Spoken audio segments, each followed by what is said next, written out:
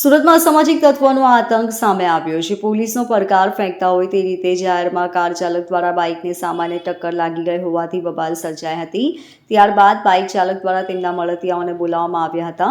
કારમાં સવાર માતા પુત્ર પર હુમલો કરવામાં આવ્યો હતો. આ સાથે જ કારમાં તોડફોડ કરવામાં આવી હતી. આ ઘટનામાં મહિલાને ગંભીર ઇજાઓ પહોંચી હોવાથી તેને સારવાર અર્થે હોસ્પિટલ ખસેડવામાં આવી હતી.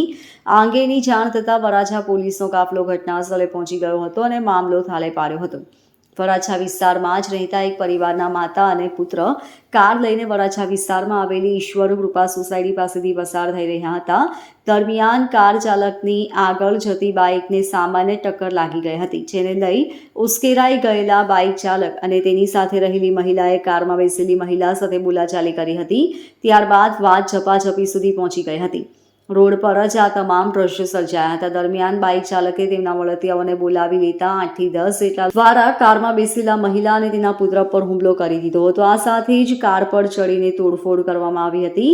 કારના તમામ કાચ તોડી નાખવામાં આવ્યા હતા. રોડ પર જ તોડફોડ અને મહિલાને મારવાના દ્રશ્યો જોઈને મોટી સંખ્યામાં લોકો એકઠા થઈ ગયા હતા.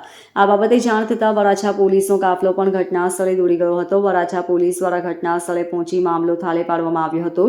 દરમિયાન કારમાં સવાર મહિલાને મારવામાં આવતા ઈજા પહોંચી હતી, જેથી મહિલાને સારવાર અર્થે હોસ્પિટલ ખસેડવામાં આવી હતી. હાલ આ મામલે વરાછા પોલીસમાં વધુ તપાસ હાથ ધરવામાં આવી છે. આ સાથે જ ફરિયાદ નોંધવાની પણ તજવીજ હાથ ધરવામાં આવી છે. જોકે સામાન્ય બાબતોમાં થયેલી આ બબાલમાં થોડા સમય માટે વાતાવરણ ઉગ્ર બની ગયું હતું.